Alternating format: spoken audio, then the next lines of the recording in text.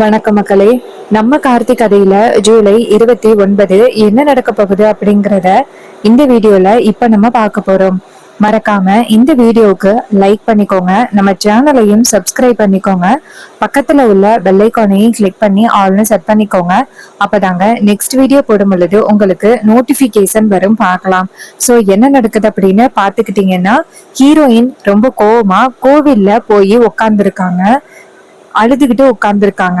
அதே நேரத்துல அந்த வில்லிக்கு ஒரு வாய்ப்பு கிடைச்சிட்டு, இதனால அந்த ரேவதியோட மனசுதான் ரொம்ப காயம் பெற்றிருக்குன்னு நல்லாவே தெரியுது.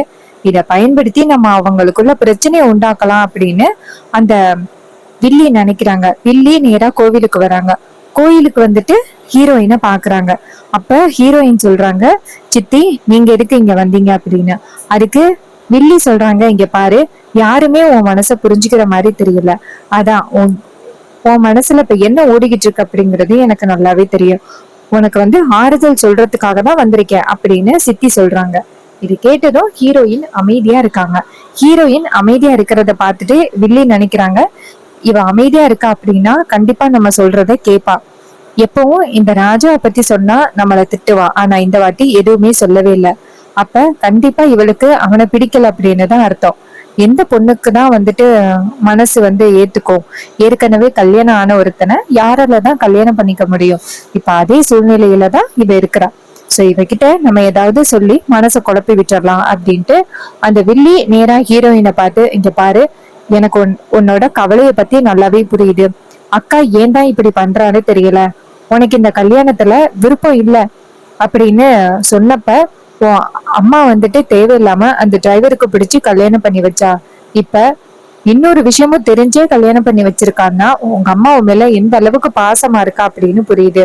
அவளை பொறுத்த வரைக்கும் அவளுக்கு அந்த கௌரவம் மட்டும்தான் முக்கியம், மற்றபடி வேற யார பத்தியும் அவ கொஞ்சம் கூட யோசிக்கவே மாட்டா அப்படின்னு நல்லாவே தெரியுது. ரேவதி, நீ ரொம்ப பாவம். உன்னோட லைஃப நீ டோட்டலா ஸ்பாயில் பண்ணிட்ட ரேவதி. உங்க அம்மா உங்க அம்மா பேச்சை கேட்டு கேட்டு நீ இந்த நிலைமைக்கு இருக்கிற. இங்க பாரு, இப்ப கூட ஒண்ணு கெட்டு போகல. நீ ஏதோ ஆஸ்திரேலியா போகணும்னு சொன்னியல்ல, அதை இப்பவே அப்ளை பண்ணி இந்த ஊரை விட்டு போறதுக்கு வழிய பாரு. இல்லைன்னா மொத்தமா அக்கா உன் வாழ்க்கைய டோட்டலா ஸ்பாயில் பண்ணிடுவா. இது கேட்டதும் நம்ம ரேவதி அப்படியே உட்கார்ந்துருக்காங்க. அப்ப வில்லி கேக்குறாங்க, என்ன ரேவதி, நான் சொல்லிக்கிட்டே இருக்கேன், நீ எதுவுமே சொல்லவே இல்லை. இங்க பாரு, இதுக்கு மேலேயும் உன் அம்மாவை நம்புனேன்னு வச்சுக்கேன், அப்புறம் உனக்குதான் ரொம்ப பெரிய பிரச்சனை. இங்க பாரு, உனக்கு அவ்வளவு பெரிய துரோகத்தை பண்ணிட்டா. நீ தயவு செஞ்சு சொல்றத கேளு, நம்பாத அப்படின்னு சொல்ல. இது கேட்டதும் நம்ம ரேவதி உட்கார்ந்துருக்காங்க. அப்ப நம்ம வில்லி கேக்குறாங்க, என்ன ரேவதி, நான் இவ்வளவு சொல்றேன் எதுவுமே பேசாம இருக்க.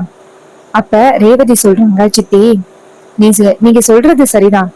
எங்க அம்மா ஆரம்பத்துல இருந்தே என் லைஃப ஸ்பாயில் பண்ணிட்டாங்க. இந்த கல்யாணமே வேண்டான்னு சொன்னேன், ஆனா அவருக்கு பிடிச்சு கல்யாணம் பண்ணி வச்சுட்டாங்க. அதுவும் அவரு என்னை 2ஆம் தரமா தான் கல்யாணம் பண்ணிக்க போறாரு அப்படின்னு தெரிஞ்சும் எங்க அம்மா கல்யாணம் பண்ணி வச்சிருக்காங்க அப்படின்னா அம்மாவுக்கு என்னை பத்தின கவலை கொஞ்சம் கூட இல்லை அப்படின்னு தானே அர்த்தம். இதுக்கு மேலேயும் நான் அவரு கூட சேர்ந்து வாழணுமா? அப்ப வில்லி சொல்றாங்க, அததான் நானும் சொல்றேன். இந்த மாதிரி பொய் சொல்றவங்க கூட இனிமே நீ வாழ்ந்து என்ன பண்ண போற? என்கேஜ்மெண்ட் முடிஞ்சு எல்லாரும் வீட்டுக்கு வந்ததோட நீ அவனை விட்டு பிரியறதுக்கு வழிய பாரு. அக்கா கிட்ட நான் சொல்லி எடுத்து புரிய வச்சுக்கிறேன், நீ கவலைப்படாத. இது கேட்டதோட ஹீரோயினும், சித்தி நீங்க மட்டும்தான் இந்த வீட்டுல எனக்கு ரொம்ப ஆதரவா பேசுறீங்க, வேற எல்லாருமே எனக்கு ரொம்ப ஆப்போசிட்டா பேசுறாங்க பாத்தீங்களா. அவருக்கு ஏற்கனவே ஒரு கல்யாணம் ஆகி அதுக்கப்புறம் என்ன கல்யாணம் பண்ணி இருக்காரு. அத பத்தி யாருக்குமே ரொம்ப பெரிய விஷயமா தெரியல. இன்னும் இதை சாதாரண விஷயமா எடுத்துட்டு இருக்காங்க. அம்மா கூட இந்த விஷயத்த பத்தி ஏற்கனவே தெரிஞ்சுக்கிட்டு அவங்க இப்படி பண்ணிக்கிட்டு இருக்காங்க. எனக்கு ரொம்ப கவலையா இருக்கு சித்தி. அதுக்கு வில்லி சொல்றாங்க, இங்க பாரு, அம்மா வகையில நான் இருக்கிறேன்னு நீ கவலைப்படாத. உன்னை ஆஸ்திரேலியாவுக்கு அனுப்ப வேண்டியது என்னோட கடமை. நீ கவலைப்படாத, நீ நல்லபடியா போயிட்டு வேலை பாரு. அங்க உனக்கு யாராவது பிடிச்சிருந்துச்சுன்னா கல்யாணம் பண்ணிட்டு ஊருக்கு வா. அக்காவை நான் எப்படியாவது சொல்லி சமாளிச்சுக்கிறேன். இது கேட்டதும் நம்ம ஹீரோயினும், சித்தி நீங்க எனக்கு எல்லா வகையிலயுமே ரொம்ப ஆதரவா இருக்கீங்க. ஆரம்பத்துல இருந்து எனக்கு நீங்க நல்லதுதான் சொன்னீங்க. ஆனா உங்க பேச்ச நான் கொஞ்சம் கூட கேட்கவே இல்லை. உங்க பேச்ச கேட்காம இருந்ததுக்கு தான் எனக்கு இவ்வளவு பெரிய தண்டனை கிடைச்சிருக்கு. இனி மன்னிச்சிருங்க சித்தி. அப்ப சித்தி சொல்றாங்க, சரி பரவாயில்ல விடு, இதற்கு அப்புறமாவது நீ எல்லாரையும் பத்தி புரிஞ்சுக்கிட்டியல்ல, அது போதும்.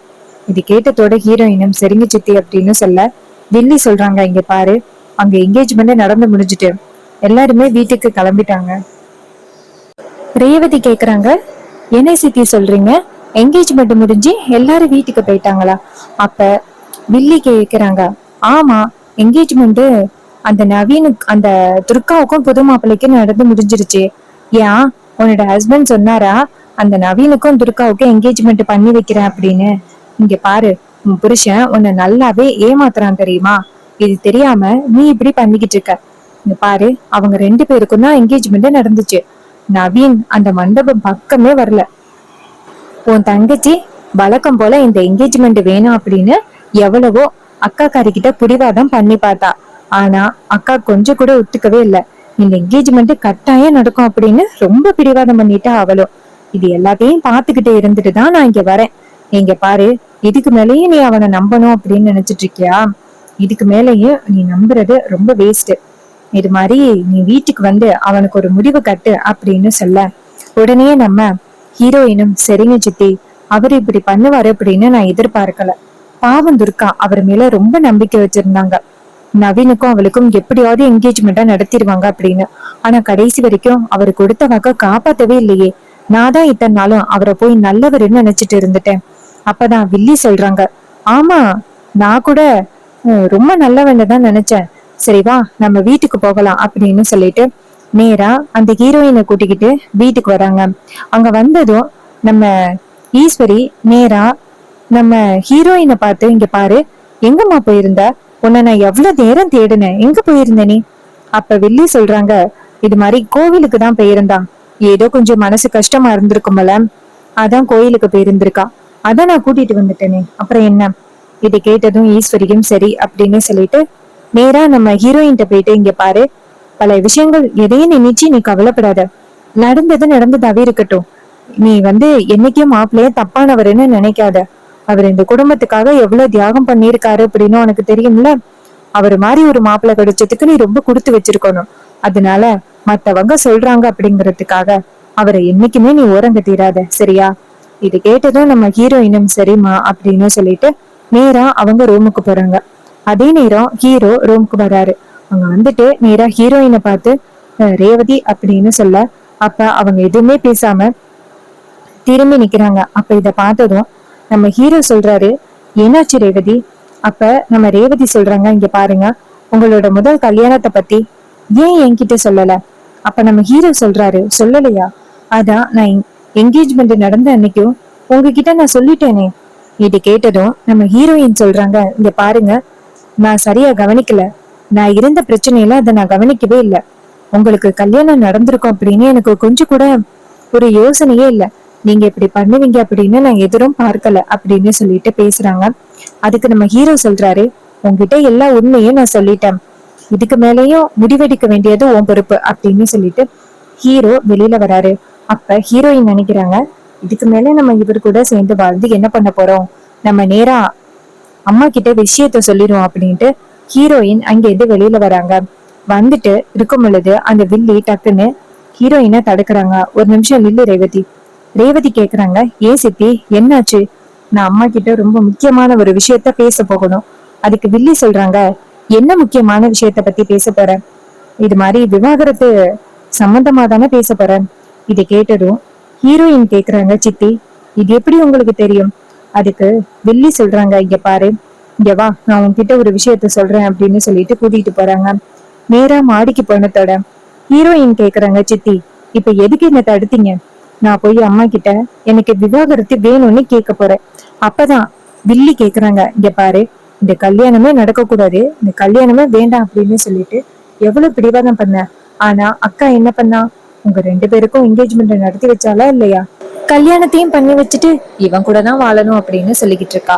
சோ அக்காவை எதிர்த்து உன்னால என்ன ரேவதி பண்ண முடியும்? நீ போயிட்டு எனக்கு விவாகரத்தை வேணும் அப்படின்னு சொன்னாலும் கண்டிப்பா அக்கா அதை ஏற்பாடு பண்ணி கொடுக்கறதுக்கு வாய்ப்பே இல்லை. அதனால நீ போயிட்டு உன் புருஷன் இருக்கான்னா அவன்கிட்ட போய் விவாகரத்து கேளு. அவன் நேரா அக்கா கிட்ட கேப்பா. அக்கா கண்டிப்பா ஒத்துக்கிட்டு தான் ஆகணும். இது கேட்டதும் நம்ம ஹீரோயின் யோசிக்கிறாங்க, என்ன சித்தி சொல்றீங்க? அப்ப சித்தி சொல்றாங்க, ஆமா, நீ போயிட்டு உன் புருஷன் கிட்ட கேளு, கண்டிப்பா அவன் விவாகரத்து கொடுத்துதான் ஆகணும். இது கேட்டதும் நம்ம ஹீரோயினும் சரிங்க சித்தி அப்படின்னு சொல்லிட்டு இங்க இருந்து போறாங்க. அப்ப வில்லி நினைக்கிறாங்க, கொம்பு செவி விட்டாச்சு, இனிமே என்ன நடக்குது அப்படிங்கறத நம்மளும் பாத்துக்கிட்டு இருப்போம் அப்படின்ட்டு இங்க இருந்து போறாங்க. ஹீரோயின் என்ன பண்றாங்கன்னா நேரா ஹீரோவை போய் பாக்குறாங்க. ஹீரோ கேக்குறாரு, என்னாச்சு ரேவதி, நானும் பாத்துக்கிட்டே இருக்கேன், ஏன் இப்படி என்கிட்ட பேசாம இப்படி முகத்தை திருப்பிட்டு போற? அப்படின்னா என்ன தப்பு பண்ண? இருக்கிற எல்லா விஷயத்தையும் தான் நான் உன்கிட்ட சொல்லிட்டேனே, எந்த விஷயத்தையுமே நான் மறைக்கவே இல்லை. கல்யாணம் ஆக போறதுக்கு முன்னாடி உன்கிட்ட கொஞ்சம் பேசணும்னு சொல்லி எனக்கு ஏற்கனவே கல்யாணம் நடந்தது, முதல் மனைவி பத்தி எல்லாமே நான் உன்கிட்ட சொல்லிட்டேன். எதையும் சொல்லாம நான் உன்னை கல்யாணம் பண்ணவே இல்லையே. இதை கேட்டதும் நம்ம ஹீரோயின் வந்துட்டு, இல்ல நான் அதை பத்தி இப்ப நான் பேச விரும்பல. உனக்கு ஏற்கனவே கல்யாணம் ஆன விஷயம் எனக்கு தெரியாது. நீ சொன்னதை நான் சரியா கவனிக்கல.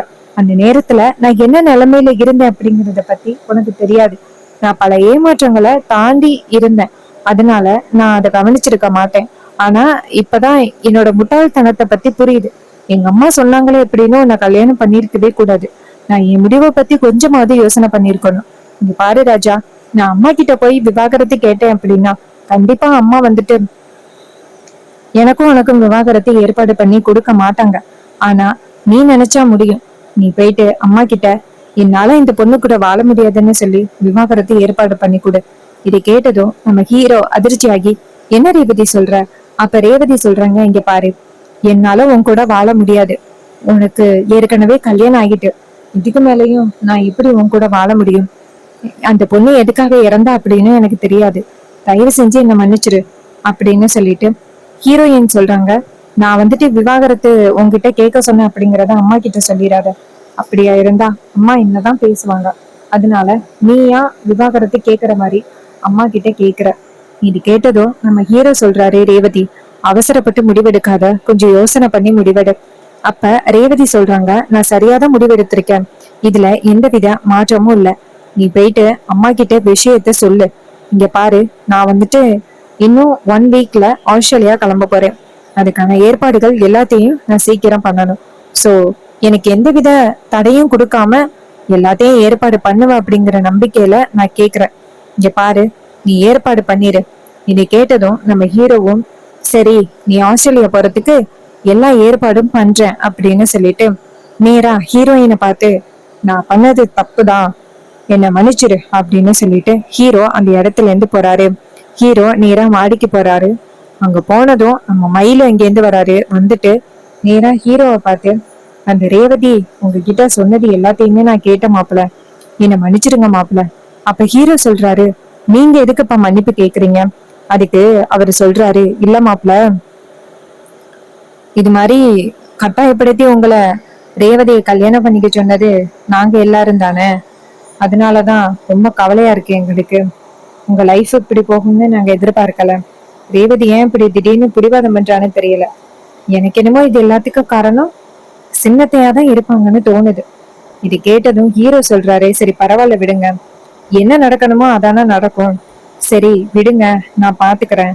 ரேவதி என்ன விவாகரத்து தானே கேக்குறா, அது என்ன பெரிய விஷயமா? நான் கொடுத்தறேன், நீங்க கவலைப்படாதீங்க. இதை கேட்டதும் மயிலு சொல்றாரு, என்ன மாப்பிள்ள எப்படி சொல்றீங்க? எங்களுக்கு ரொம்ப கஷ்டமா இருக்கு மாப்பிள்ள. அதுக்கு ஹீரோ சொல்றாரு, சரி பரவாயில்ல விடுங்க, நான் பாத்துக்கிறேன். அப்ப மயிலு கேக்குறாரு, அப்ப உங்க அம்மா இந்த குடும்பம் ஒண்ணு சேரணும்னு சொன்னாங்களே அது? அப்ப ஹீரோ சொல்றாரு, இந்த குடும்பம் ஒண்ணு சேரணும் அப்படிங்கறது மட்டும்தான் அம்மாவோட ஆசை. மத்தபடி நான் ரேவதியை கல்யாணம் பண்ணிக்கணும் அப்படிங்கிற ஆசையெல்லாம் அம்மாவுக்கு இல்ல. சோ நீங்க கவலைப்படாதீங்க, நான் பாத்துக்கிறேன் அப்படின்னு சொல்லிட்டு ஹீரோ சொல்றாரு. இன்னொரு பக்கம் மயிலு சொல்றாரு, மாப்பிள பாவம் மாப்பிள, அந்த ரேவதி சின்னத்தை சொன்னாங்க அப்படிங்கறதுக்காக இப்படிப்பட்ட ஒரு முடிவு எடுத்திருக்கா. அவங்க எடுத்த முடிவால இவளோட வாழ்க்கை பாதிக்கப்பட போகுது அப்படிங்கறத ஏன் புரிஞ்சிக்காம இப்படி பேசுறான்னு எனக்கு ஒண்ணும் புரியல மாப்பிள. அதுக்கு ஹீரோ சொல்றாரு, சரி பரவாயில்ல விடுங்க, நான் பாத்துக்கிறேன் அப்படின்னு சொல்லிட்டு அவரும் தைரியம் சொல்றாரு. சோ இன்னொரு பக்கம் அந்த ரேவதி வந்துட்டு இவர்கிட்ட விவாகரத்து கேட்டதுனால ரொம்ப சந்தோஷத்தோட இருக்காங்க, ரொம்ப தப்பா நினைச்சிட்டு. சோ இந்த கதை உங்களுக்கு பிடிச்சிருந்துச்சுன்னா இந்த வீடியோவுக்கு மறக்காம லைக் பண்ணிக்கோங்க. நம்ம சேனலையும் சப்ஸ்கிரைப் பண்ணிட்டு பக்கத்துல உள்ள பெல் ஐகானை கிளிக் பண்ணி ஆல்னு செட் பண்ணிக்கோங்க. அப்பதாங்க நெக்ஸ்ட் வீடியோ போடும் பொழுது உங்களுக்கு நோட்டிபிகேஷன் வரும், பார்க்கலாம். ஸோ இதே மாதிரி வேற ஏதாவது ஒரு வீடியோல பார்ப்போம். தேங்க்யூ ஃபார் வாட்சிங்.